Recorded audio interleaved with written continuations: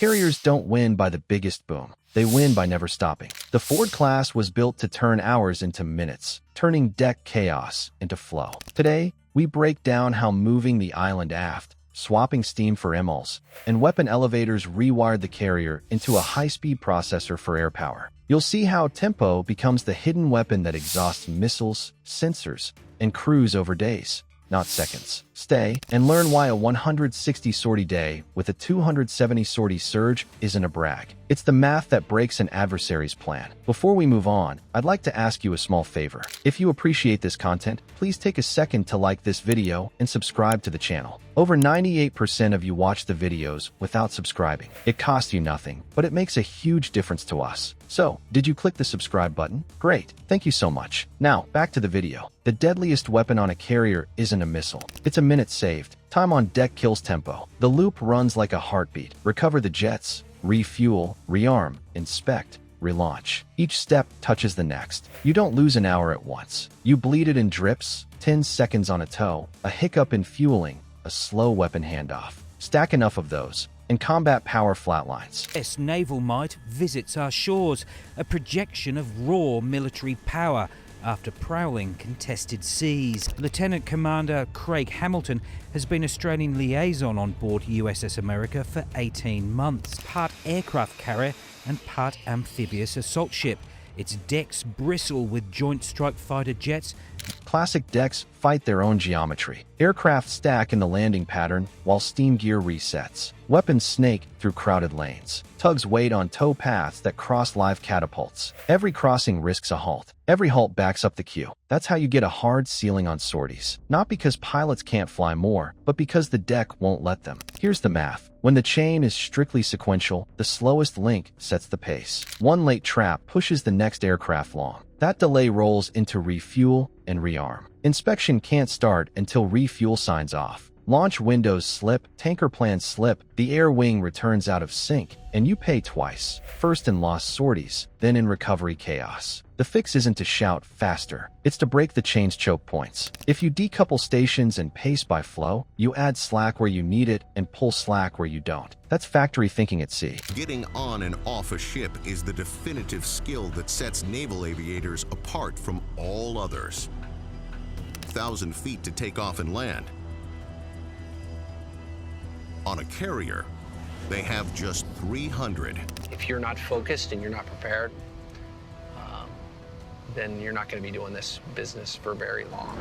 A plant that moves parts in short, straight paths with clean handoffs beats a plant that sprints between slow, tangled stations. Same workers, same machines, more output. The Navy built to that idea. The Ford class carried design goals for daily tempo and for a short surge window, but then stopped publishing hard limits. Not to hide weakness, to avoid handing an adversary a pacing clock. The message isn't a number. It's a posture. Sustain the pressure, protect the ceiling, and keep the adversary guessing about when the next wave hits. In the Pacific, distance punishes delay. Replenishment windows are tight, and the roads at sea are long.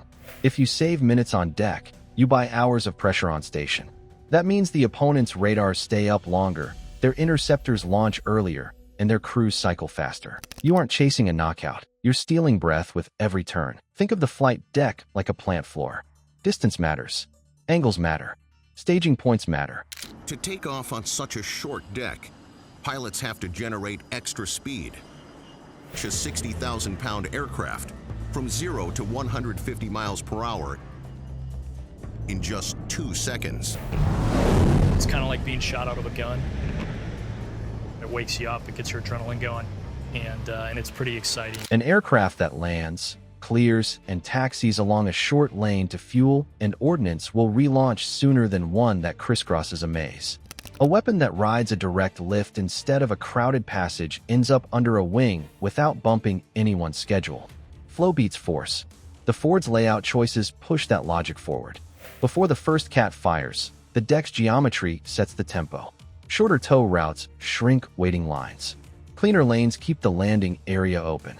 Staging near the catapults trims idle time.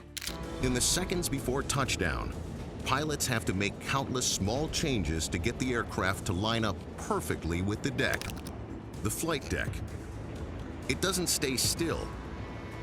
It heaves and sways with the sea. Pilots rely on a system of arresting wires. Catching one is called a trap. Those gains don't shout on a tour. They show up as a launch that leaves on time 4 cycles later. Reframe the carrier. It's not a runway at sea. It's a high-speed processor that takes in fuel and ordnance and outputs sorties on a clock. The code isn't written in software. It's written in procedures, deck markings, and where you put steel.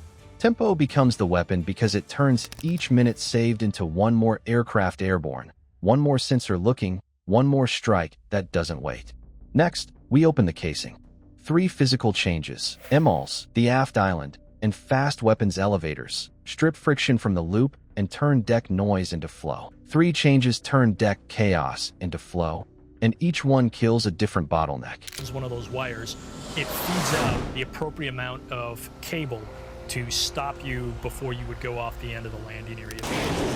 But what you don't see is all the practice and repetition that goes into making that look that way. Start with the launch. MLs replaces steam. You get precise energy, tuned to aircraft weight and fuel load. You get fewer moving parts on deck. You get faster reset between shots. Those small resets stop stacking into long holds. Launch rhythm snaps into a steady beat instead of the lurch of steam and vented heat. Each jet leaves with the energy it needs, not a rough guess. So the next step is cleaner and the queue moves. Yes, early glitches drew headlines. Critics called it fragile, but the point wasn't a show demo. It was steady cadence. Tighter control means less shock on the airframe and less strain on the ship. Consistent launches protect the gear. Protected gear closes maintenance loops faster. Tempo lives in those loops. If you want more sorties, you need fewer unscheduled turns. So U.S. officials tell us that the Ford aircraft carrier crossed into the Caribbean this morning along with 3 guided missile destroyers, part of its strike group. Today, the world's biggest aircraft carrier, the USS Gerald R. Ford, arrived in the Caribbean Sea. Largest and most advanced warship in the world is now in America's most active battle zone. That precision carries downstream. Smooth launches mean fewer hard landings later, fewer hydraulic gripes, fewer component swaps. And when you cut steam plumbing and the heat that trails it, you cut the overhead that crowds people and systems. All electric power stays inside the grid. That power can feed sensors, data pipes, and automation. The ship stops wasting energy on boiling water and starts spending it on awareness and control. That's not hype. It's wiring. Now shift your eyes to the island.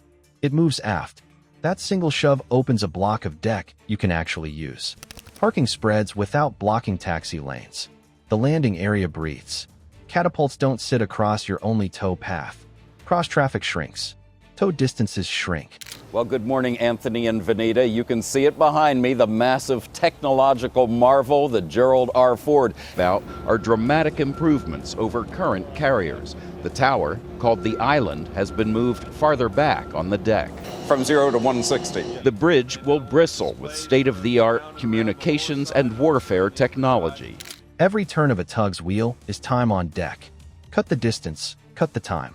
You feel it when a jet clears the wires and doesn't have to snake around a blind corner just to get out of the way. Walk the flow.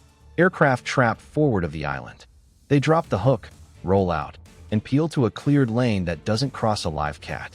They taxi to refuel and rearm pads staged closer to the feed points. Crews meet them with hoses and checks already set. When they're green, they angle into a short feed to the bow or waist, with fewer crossings and fewer stops. No one sprints. No one idles in a choke point. The deck crew works like a pit lane, not a parade. Under that deck, the ordnance spine runs vertical. Weapons elevators take munitions from the magazine straight to staging spots out of the weather. No long trips through narrow halls. No carts clogging a passage while people wait on ladders. Vertical lifts move fast, close cleanly, and hand off to crews who arm in protected pockets. The weapons show up when needed and leave the paths clear for bodies and tow bars. Safety goes up. Speed goes up with it. Now combine the 3. Precise launches that don't bruise the jets. Shorter taxi routes that don't cross chaos. Quick ordnance rise that doesn't block the arteries. The sortie cycle shrinks in every phase. You feel the sync as recovery, service, and launch stop fighting one another and start moving like linked gears. The slowest station no longer drags the whole chain. The chain becomes a loop with slack in the right places. That's how you get the intended tempo, 160 sorties in a normal day. A surge window to 270 in 24 hours.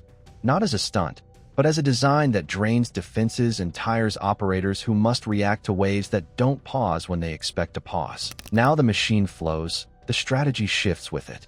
Pressure extends past a flight day and into the calendar, turning minutes saved on deck into weeks of leverage at sea. The secret isn't bigger hits. It's no pauses.